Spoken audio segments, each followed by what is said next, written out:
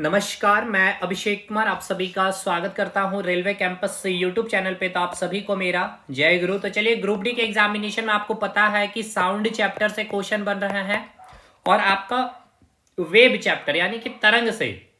देखिए, मेनली आज हम लोग जो फोकस करेंगे वेब चैप्टर पे, और वेब में भी आपका जो मेन आपका जो कंसेप्ट बेस, समझिएगा मैंने क्या कहा, कंसेप्ट पे आधारित जो आपके न्यूमेरिकल्स बन रहे हैं।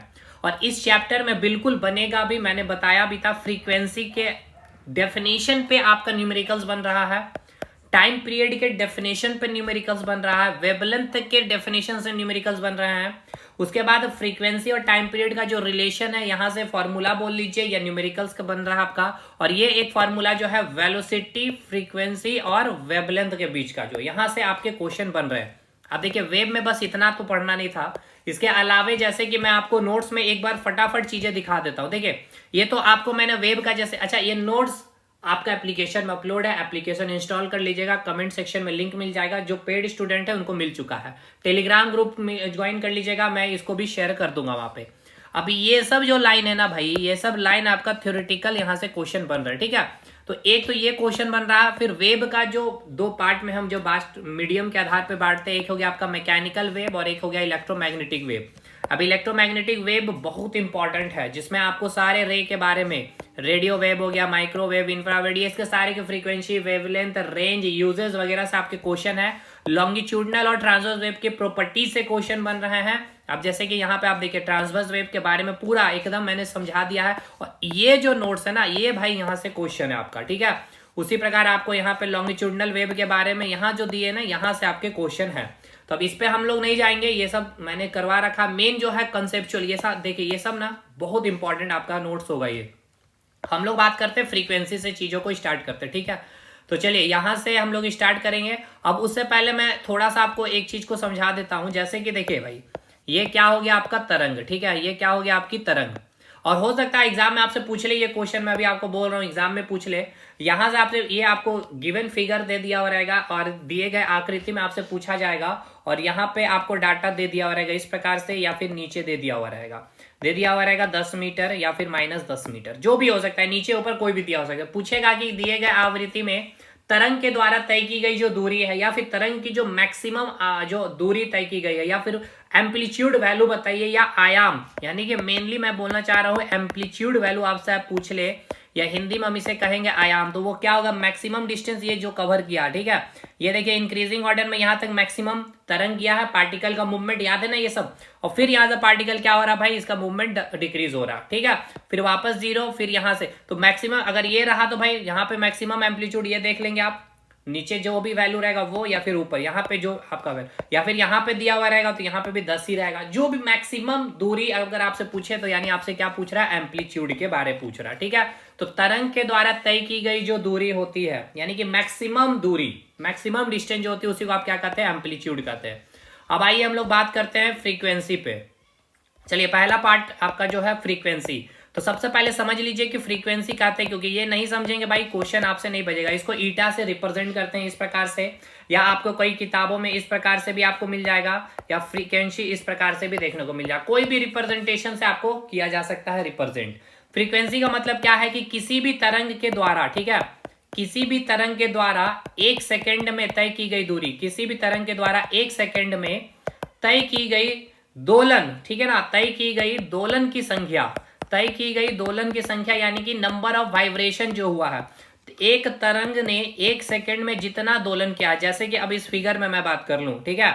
अब ध्यान से देखिएगा, इस फिगर में मैं अगर आपसे पूछूं, ये है भाई 1 सेकेंड का समय लिया है इस तरंग ने, ठीक है, ये 1 सेकेंड का समय लिया है। तो इसने कितना कवर किया है, यहां ने मैं और थोड़ा सा इसको इंक्रीज कर दूं, ये रहा आपका 1 मिनट भाई, ये हो गया 1 सेकेंड में इसने इतना कवर किया। तो इसकी फ्रीक्वेंसी आपसे पूछ ले, या इसका रिप्रेजेंटेशन कुछ भी हो सकता है, ये बताइए। तो भाई यहां पे मैंने अभी आपको क्या बताया कि किसी भी तरंग के द्वारा 1 सेकेंड में तय की गई दोलन की संख्या, किसी भी तरंग के द्वारा 1 सेकेंड में किए गए दोलन की संख्या को आवृत्ति कहते हैं। अच्छा, इसका ऐसा ही यूनिट से क्वेश्चन पूछेगा तो आप क्या बोलेंगे, हर्ट्ज। तो अब 1 सेकेंड में कितना दोलन कवर किया, तो कैसे पता करेंगे भाई। देखिए, ये आपका क्या हो गया, 1 मिनट, देखिए ये हो गया आपका 1 दोलन, ठीक है, एक हो गया आपका पहला ये आपका क्या हो गया वाइब्रेशन, मतलब सॉरी ऑसिलेशन हो गया, और ये हो गया दूसरा ऑसिलेशन। यानी इसकी फ्रीक्वेंसी कितनी होगा भाई 2 हर्ट्ज। ठीक है, कितनी होगा भाई 2 हर्ट्ज। समझ में आया? मतलब कहने का आपको ये हो सकता है कि आपको फ्रीक्वेंसी की वैल्यू ना दे, ठीक है, आपको केवल ये ग्राफ दे दे, इस प्रकार से आपको यहाँ पे 1 सेकंड लिख दिया जाएगा। ठीक है, तो यहां से आपको फ्रीक्वेंसी का वैल्यू निकालना, यही तो कंसेप्चुअल क्वेश्चन आपका बन रहा है यहाँ से। अब देखिए मैं जैसे कि एक और आपको जैसे कि मैं बना के दिखाऊं, जैसे कि यहाँ लिख रहा हूं भाई इस प्रकार से। ठीक है, देखिएगा ध्यानपूर्वक समझिएगा, मैंने समझा दिया है, अब आपका काम है समझने का। अब मान के चलते हैं ये हो गया आपका 3 सेकंड दिया। अब आपसे पूछ रहा है इस ग्राफ में फ्रीक्वेंसी की वैल्यू बताइए क्या होगी। तो फ्रीक्वेंसी का मतलब क्या होता है, 1 सेकंड में तय की गई दोलन की संख्या। ठीक है, 1 सेकंड में तय की गई दोलन की संख्या, और 1 सेकंड को यहाँ पे आपको दिखा दिया जाए, मान के चलते हैं आपको इस प्रकार से। ठीक है, ये दिखाया गया 1 सेकंड। तो भाई 1 सेकंड में तय की गई दोलन की संख्या, ये पहला ऑसिलेशन, पहला दोलन है, और 1 सेकंड यहीं कवर हो, यानी कि इसकी फ्रीक्वेंसी की वैल्यू कितनी आ गई 1 हर्ट्ज। समझ में आया कि नहीं आया? एक तो ये ग्राफ पे आधारित आपका क्वेश्चन बनेगा, तब आप समझ लीजिएगा, यानी कि 1 सेकंड में कितना दोलन हुआ है, समझ रहे ना। जैसे कि अगर मैं यहाँ पे आपको दिखा दूं भाई इस प्रकार से, ठीक है, एक दोलन ये हो गया, ये दूसरा दोलन हो गया, और ये आपका तीसरा दोलन है, और ये कवर करने में 1 सेकंड का समय लग रहा, तो 1 सेकंड में कितना दोलन हुआ, देखिए 1 सेकंड में कितना हुआ, एक दोलन हुआ, ये दूसरा दोलन, ये तीसरा, यानी कि इसकी फ्रीक्वेंसी कितनी हो गई 3 हर्ट्ज। समझ में आया? मैं ये समझाना चाह रहा हूं कि अगर ग्राफ दे दे तो इससे भी न्यूमेरिकल्स आपका बन जाना चाहिए। अब आइए मैं एक क्वेश्चन ले रहा हूं, क्वेश्चन को बनाइएगा, फिर आपको सारा चीज क्लियर हो जाएगा। अच्छा, एक जैसे कि मैं एक एग्जांपल, जैसे मैं लिख रहा हूं फ्रीक्वेंसी इक्वल्स टू 10 हर्ट्ज, इसका मतलब क्या है, इसका मतलब ये है कि कोई भी तरंग 1 सेकंड में कितना दोलन क्या होगा भाई 10 बार दोलन क्या होगा। ठीक है, 10 बार ऑसिलेशन क्या होगा। फ्रीक्वेंसी इक्वल्स टू 3 नहीं लूंगा, बार बार 3 हो जा रहा, 2 हर्ट्ज मैं लिख रहा हूं। इसका मतलब क्या है, किसी भी तरंग के द्वारा 1 सेकंड में कितना बार दोलन किया गया होगा, ऑसिलेशन किया गया होगा भाई 2 बार। इसका मतलब मैं फिगर इस प्रकार से बना सकता हूं, एक दोलन ये हो गया, ये दूसरा दोलन हो गया। ठीक है, इस प्रकार से, ये ज्यादा हो गया, चलिए ये हो गया, यानी कि देखिए मैं यहाँ दिखाता हूँ, ये हो गया पहला कवर हो गया, पहला दोलन, और ये दूसरा दोलन। ठीक है, पहला ऑसिलेशन, दूसरा ऑसिलेशन। ठीक है, तो ये हो गया, उसे 10 हर्ट्ज अगर दिखाना हो तो मैं क्या करूंगा, ये 2 है, उसी प्रकार से ये 3 हो जाएगा, ये 3, ये हो गया आपका 4, 5, इस प्रकार से 10 क्या दिखाना होगा, ऑसिलेशन आपको दिखाना होगा। समझ में आया? यानी जब भी आपको ये दिया हुआ रहता है, इसका मतलब समझ में आ रहा, 10 हर्ट्ज 2 हर्ट्ज, इसका मतलब क्या है कि तरंग के द्वारा 1 सेकंड में कितना बार उसने ऑसिलेशन किया है, यानी कि दोलन किया। अब एक न्यूमेरिकल्स में कर लेता हूं, फटाफट मैं चीजों को करवा रहा हूं, ठीक है भाई, इसलिए उतना अप माइंड नहीं करेंगे। क्वेश्चन ये दिया गया कि कोई भी पार्टिकल्स है या फिर कोई कण है, ठीक है, टाइम दिया गया है 2.5 सेकेंड। भाई टाइम कितना दिया गया है 2.5 सेकेंड, और 2.5 सेकेंड में बोला गया है कि कोई भी वेव जो है 40 बार कंपन कर रहा है, यानी कि वाइब्रेशन कर रहा है। तो आपसे ये पूछेगा एग्जामिनेशन में कि फ्रीक्वेंसी बताइए वेव की, तो कैसे फाइंड आउट करेंगे। तो भाई बहुत सिंपल सा क्वेश्चन है, मैंने क्या बताया, कोई एक पार्टिकल है, टाइम दिया है 2.5 सेकेंड, और बोला ये गया है कि कोई भी वेव जो है वो वाइब्रेशन कितना बार कर रहा है 40 बार, यानी कि वाइब्रेशन आपको दे दिया, यानी कि कंपन दे दिया कितना 40 टाइम्स। तो आपसे क्या पूछा, फ्रीक्वेंसी। फ्रीक्वेंसी का डेफिनेशन क्या होता है साहब, मैंने क्या बताया कि किसी भी तरंग के द्वारा 1 सेकेंड में वो जितनी बार वाइब्रेशन करती है या फिर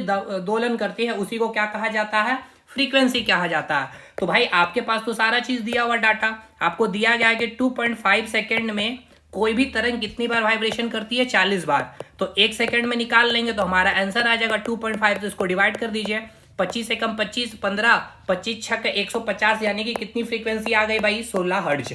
समझ में आया? नहीं आया कोई बात नहीं, फिर से एक बार इसको ध्यान दीजिएगा। देखिए क्वेश्चन में बिल्कुल दम नहीं है, लेकिन इतना बड़ा डाटा आपको देख करके डर लग सकता है। समझिएगा, क्वेश्चन ये बोला गया है कि कोई कण है, ठीक है, अब कण जो है आपका टाइम दिया गया 2.5 सेकेंड, ठीक है, 2.5 सेकेंड में क्या करती है भाई, ये 40 बार कंपन करती है। क्या करती है, 40 बार कंपन करती है। तो आप हमें फ्रीक्वेंसी बताइए, यानी कि आवृत्ति बताइए। ठीक, तो भाई कैसे फाइंड आउट करेंगे, हमें पता है फ्रीक्वेंसी मतलब क्या होता है, कोई भी तरंग 1 सेकेंड में कितनी बार वाइब्रेशन करती है, कितनी बार कंपन करती है। ठीक, तो चलिए भाई हमें पता क्या है, हमें आपको क्वेश्चन दे दिया गया है कि 2.5 सेकेंड में कोई भी तरंग 40 बार वाइब्रेशन करती है। कितनी बार वाइब्रेशन करती है, 40 बार।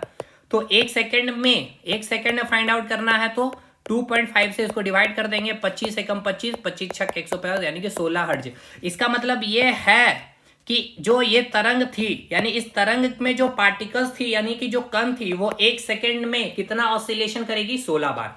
बाकी ये सब मैंने डेप्थ में प्रैक्टिकली समझाया हूं, इतना समय यहां नहीं लूंगा। मान के चल रहा हूं कि आपकी कंसेप्ट वगैरह सारी चीजें क्लियर होगी। अब एक छोटा सा और एग्जांपल ले लेता हूं, जैसे कि मान के चलते हैं कि 36 दोलन यानी कि 36 ऑसिलेशन करने में, ठीक है, 6 सेकंड लगता है मेरे भाई। कितना लगता है? 6 सेकंड लगता है। तो हमें फ्रीक्वेंसी बताइए। तो भाई बोला गया है 36 वाइब्रेशन यानी 36 ऑसिलेशन में, कितना ऑसिलेशन में? 36 ऑसिलेशन में 6 सेकंड लगता है। तो फ्रीक्वेंसी हम क्या होते हैं? निकालते हैं 1 सेकंड में निकालते हैं, यानी 6 सेकंड में 36 ऑसिलेशन, तो 1 सेकंड में कितना हो जाएगा? 6 हर्ट्ज। सिंपल सा सवाल था भाई। चलिए ये हो गया फ्रीक्वेंसी, इससे ज्यादा नहीं मैं करवाऊंगा, आगे बढ़ते हैं हम लोग। यानी फ्रीक्वेंसी होता है यहाँ पे समाप्त। चलिए फ्रीक्वेंसी हो गया हम लोगों का कंप्लीट। अब बात करेंगे टाइम पीरियड के बारे में। चलिए समझ लीजिए टाइम पीरियड का मतलब क्या है, पहले उसको भी देखिए। टाइम पीरियड कहने का मतलब क्या है, इसको पहले समझिए। यानी कि समय काल, जिसको या सॉरी आवृत्ति काल भी इसको बोला जाता है। मैंने समय काल लिख दिया तो कोई बात नहीं, आवर्त काल बोल सकते हैं आप इसको। इसका डेफिनेशन की बात किया जाए तो इसका मतलब यह है कि तरंग जो होगी, ठीक है, तरंग को एक ऑसिलेशन कंप्लीट करने में, ठीक है, एक ऑसिलेशन कंप्लीट करने में, यानी कि एक दोलन पूरा करने में जितना समय लगेगा, एक ऑसिलेशन पूरा करने में जितना समय लगती है, मतलब ये कि यहां पे आप देखिए, ये आपका एक ऑसिलेशन हुआ, ठीक है, उसके बाद ये आपका दूसरा ऑसिलेशन हो गया। तो भाई ये एक ऑसिलेशन होने में जितना समय लगा ना, ठीक है, जितना समय लगा वही उसका टाइम पीरियड होता है उस वेव का। क्लियर है? समझ में आया? नहीं आया कोई बात नहीं। मैंने फिर से ये बताया आपको कि कोई भी तरंग होगी भाई, उस तरंग को एक ऑसिलेशन में, देखिए फ्रीक्वेंसी क्या थी, 1 सेकेंड में कितना ऑसिलेशन होगा, और यहां एक ऑसिलेशन होने में कितना समय लगेगा, उसको आप कहते हैं टाइम पीरियड। क्लियर? इसका एसआई यूनिट आपको याद रखना सेकंड होता है। अब एक क्वेश्चन मैं आपको प्रैक्टिस करा देता हूं, चीजें क्लियर हो जाएगी। जैसे कि मान के चलते क्वेश्चन में लेता हूं आपको 24 दोलन या फिर 24 ऑसिलेशन करने में, ठीक है ना, 24 ऑसिलेशन करने में, ठीक है, 24 ऑसिलेशन करने में समय कितना लगता है भाई? 12 सेकेंड लगता है। 12 सेकेंड लगता है। तो आप हमें निकाल के बताइए आवर्तकाल, ठीक है, आप हमें निकाल के बताइए आवर्तकाल, यानी कि आप हमें बताइए टाइम पीरियड। समझ में आया? नहीं आया? क्वेश्चन बोला गया है कि 24 ऑसिलेशन करती है भाई, कोई वेव है, मतलब 24 ऑसिलेशन मतलब ये एक वेव हो गया, ठीक है। अब ये एक ऑसिलेशन हो गया, ये दूसरा हो गया, ये तीसरा हो गया, चौथा, पांचवा, इस प्रकार से कितना डॉट डॉट डॉट 24 ऑसिलेशन है, ठीक है। और ये 24 ऑसिलेशन करने में कितना समय लगता है साहब? 12 सेकंड लगता है। तो आपसे ये पूछ रहा है कि इसका टाइम पीरियड बताइए। तो टाइम पीरियड बताइए मतलब क्या पूछ रहा है कि एक दोलन करने में कितना समय लगता है, यानी ये एक दोलन जो हुआ ना, ये एक दोलन करने में कितना समय लग रहा है, ये हमें बताइए। क्या नहीं बता पाएंगे? इजी है, मैथ्स तो है। अब केवल बोला ये गया है कि 24 दोलन करने में आपको कितना समय लगता है सर? 12 सेकेंड लगता है, ठीक है, 12 सेकेंड। तो एक दोलन करने में जितना समय लगेगा वही आंसर रहेगा 12/24, यानी 1/2, यानी 0.5 second is the right answer. समझ में आया कि नहीं आया? एक और मैं आपको एग्जांपल लेके फटाफट करवा देता हूं क्वेश्चन। जैसे कि यहां पे ले लेता हूं कि 50 दोलन करने में, यानी कि 50 ऑसिलेशन करने में, ठीक है, 50 ऑसिलेशन करने में 5 सेकेंड का समय लगता है। तो हमें बताइए टाइम पीरियड यानी आवर्तकाल। तो भाई टाइम पीरियड क्या होता है? एक दोलन करने में, तो 50 दोलन करने में 5 सेकेंड, तो हम एक का निकाल लेंगे। एक दोलन करने में 5/50 यानी 1/10, यानी कि 0.1 second is the right answer. Clear है? तो चलिए टाइम पीरियड भी अब आपका होता है समाप्त। अब बात करेंगे वेवलेंथ के बारे में। देखिए वेवलेंथ को समझने से पहले इसको समझ लीजिए कुछ चीजों को।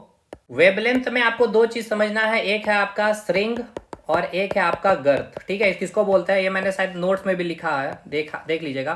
देखिए ये हो गया आपका क्या भाई? स्ट्रिंग हो गया, ठीक है, जिसको इंग्लिश में बोलते हैं टफ। और ये हो गया आपका गर्थ यानी कि क्रस्ट, ठीक। अब देखिएगा यहां से इसको मैं इस वेब को मैं कंप्लीट करता हूं, देखिएगा 1 मिनट भाई, चलिए ठीक है। चलिए ये हो गया आपका गर्थ यानी कि क्रस्ट। चलिए भाई देखिए अब ये भी क्या हो गया, जो टफ ऊपर में होगा वो क्या होगा? स्ट्रिंग, और ये क्या हो गया आपका गर्थ। तो देखिए दो स्ट्रिंग के बीच यानी कि दो क्रमागत, ऐसे बोलेंगे, दो क्रमागत स्ट्रिंग के बीच की दूरी या फिर दो क्रमागत गर्त के बीच की दूरी, यानी कि ये आपका स्ट्रिंग हो गया और ये दो क्रम आते हैं, यानी कंटिन्यूअसली जो ट्रफ होगी, ठीक है, उसके बीच की जो दूरी होती है उसको आप वेवलेंथ बोलते हैं, यानी कि लैम्डा बोलते हैं। या फिर आप ऐसे बोलिए कि दो गर्त के बीच की जो दूरी होगी, दो गर्त के बीच की जो दूरी होगी उसको आप वेवलेंथ कहते हैं। क्लियर है, समझ में आया। और इसकी अगर आपसे वेवलेंथ के बारे में अगर आपसे पूछ लिया जाए, ठीक है, ऐसा यूनिट, तो आप क्या कहेंगे, मीटर या फिर एंगस्ट्रम, ठीक है, एंगस्ट्रम। और एक एंगस्ट्रम में भाई होता है 10⁻⁻10 मीटर। भाई इतना ही फास्ट वे में करना पड़ेगा, अदरवाइज बहुत लेट हो जाएगा आपका, ठीक है, वीडियो बहुत लंबी हो जाएगी तो आप फिर पढ़ ही नहीं पाएंगे, तो फायदा नहीं है। देखिए मैंने नोट्स में इसको बताया होगा दोस्त, जैसे कि मैंने नोट्स में आपको बताया होगा। देखिए ये रहा, सारी चीजें लिख दी गई भाई, मैंने जो बोला है ना वो सारी चीजें एकदम शुद्ध हिंदी और इंग्लिश में लिख दिया और यहाँ पे फिगर भी बना के दिखा दिया। अब एक रिलेशनशिप आपको याद होना चाहिए, किसके किसके बीच में, फ्रीक्वेंसी और टाइम पीरियड के बीच में। यानी कि जो फ्रीक्वेंसी है, आप इसको जैसे भी रिप्रेजेंट करिए, इसके बीच और आपका टाइम पीरियड के बीच में क्या रिलेशन, तो याद रखिएगा फ्रीक्वेंसी इंटू टाइम पीरियड जो होता है इक्वल्स टू 1। ये आपका पूछा गया एनटीपीसी का, डायरेक्ट यही क्वेश्चन ही पूछ लिया गया था। क्वेश्चन ये पूछा गया था कि आवर्तकाल, ठीक है, और आवृत्ति के गुणनफल का मान कितना होता है, 1 होता है, 0 होता है, माइनस होता है, पॉजिटिव होता है, बताइए क्या होता है, तो 1 होता है, ठीक है। तो अब यहीं से क्वेश्चन आपका पूछ लेगा, न्यूमेरिकल्स भी बन जाएगा, फ्रीक्वेंसी दे देगा, टाइम पीरियड पूछ लेगा, फ्रीक्वेंसी दे देगा दोस्त, टाइम पीरियड पूछ लेगा, तो नहीं बन जाएगा। अगर आपको दे दिया जाएगा कि किसी तरंग की, ठीक है, फ्रीक्वेंसी 5 हर्ट्ज है, 5 हर्ट्ज है, तो भाई आप क्या बताइए, टाइम पीरियड बताइए, ठीक है, टाइम पीरियड। तो आप डायरेक्ट उस तरंग की आवर्तकाल बताइए, तो भाई कुछ नहीं करना, frequency into time equals to 1। Frequency कितना होता है 5 हर्ट्ज, टाइम इक्वल्स टू 1 इधर हो गया, तो टी इक्वल्स टू आप निकाल लीजिएगा 1/5। सिंपल सा बात है ना, इजी है ये, ठीक है। तो ये फॉर्मूला एकदम याद रखिएगा, फ्रीक्वेंसी इक्वल्स टू आप ऐसे भी लिख सकते हैं 1/टाइम, यानी कुछ नहीं, इसके लिए इतना माथापेची नहीं करना है। अगर आपका फ्रीक्वेंसी 5 हर्ट्ज है तो टाइम पीरियड क्या हो जाएगा, जस्ट उसका उल्टा कर देंगे 1/5।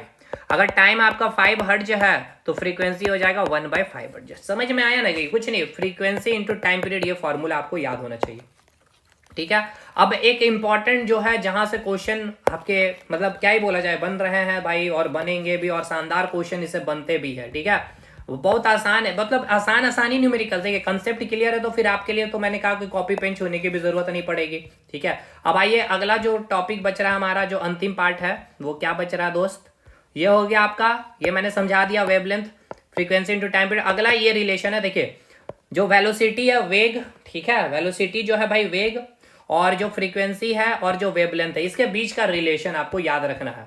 तो देखिए ये याद रखिएगा, क्या क्या हो गया, वेलोसिटी इक्वल्स टू, ठीक है, sorry, velocity equals to frequency into lambda होता है, ये फॉर्मूला आपको याद रखना है।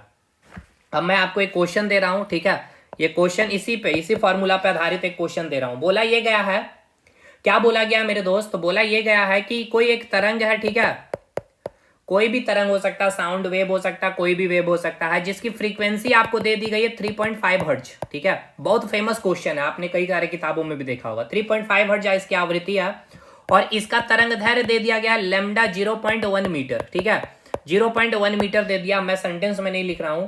और बोला गया कि इसे 700 मीटर की दूरी तय करने में कितना समय लगेगा, ठीक है।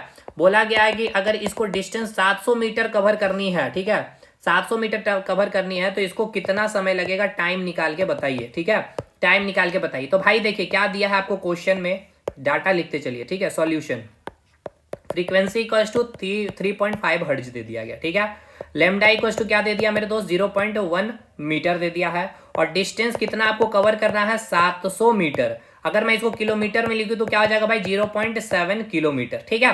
फॉर्मूला आपको पता है, velocity equals to frequency into lambda, ठीक है, velocity equals to frequency into lambda. अच्छा यहाँ पे फ्रीक्वेंसी आपको पता है, बिल्कुल पता है, लेमडा पता है, बिल्कुल पता है, 3.5 इंटू 0.1।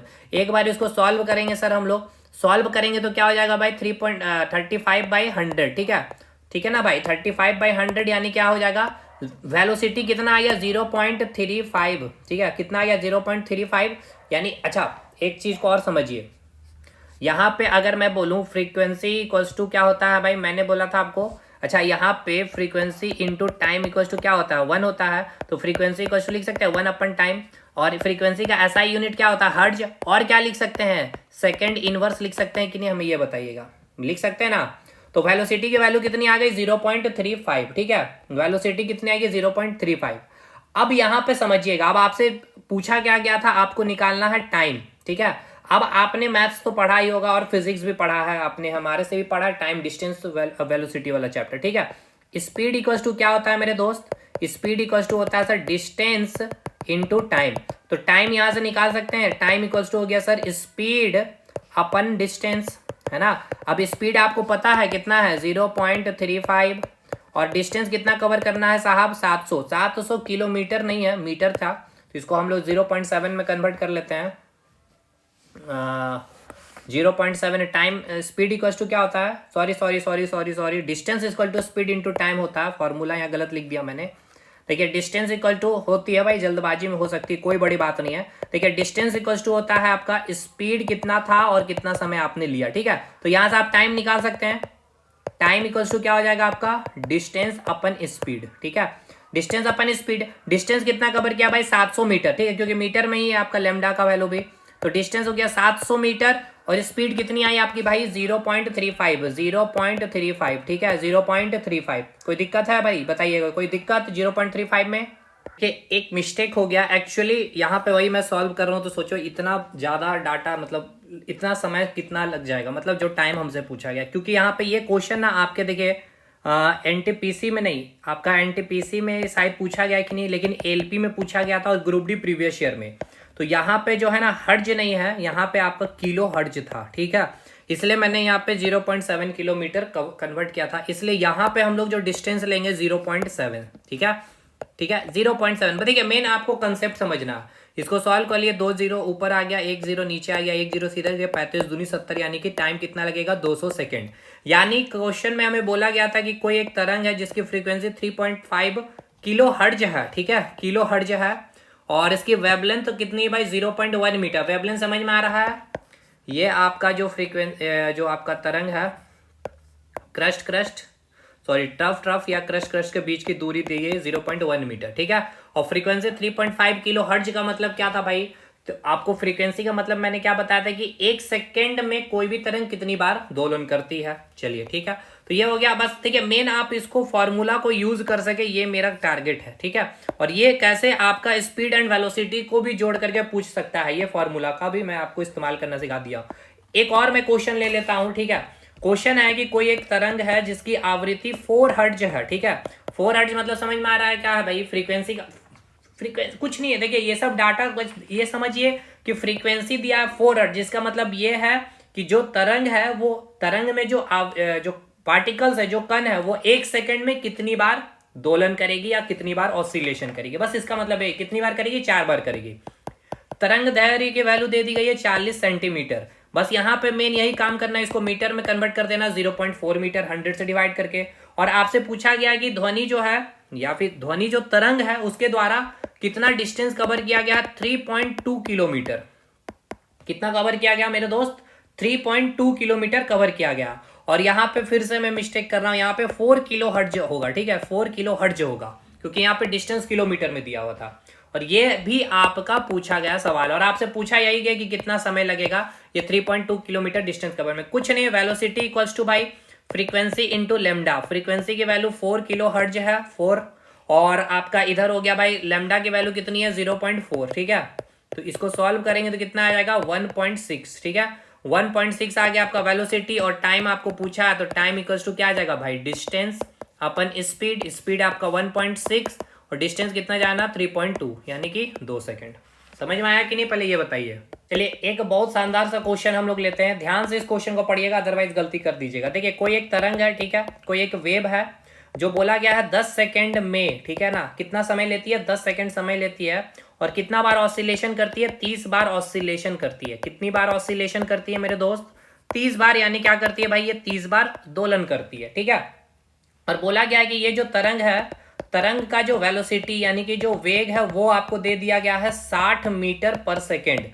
तो आपको पूछ रहा है कि उस तरंग की क्या बताइए तरंग दैर्घ्य क्या होगी। तो भाई v इक्वल्स टू क्या होता है फ्रीक्वेंसी इंटू लेमडा, यहां से लेमडा आप निकाल लेंगे, वेलोसिटी बाय अपन फ्रीक्वेंसी। वेलोसिटी आपको पता है कितना है 60 मीटर पर सेकेंड। फ्रीक्वेंसी दिया है कहीं, देखिए तो फ्रीक्वेंसी कहीं नहीं दिया गया, तो क्यों नहीं निकाल सकते यहां से। देखिए यह बहुत शानदार सवाल है आपका।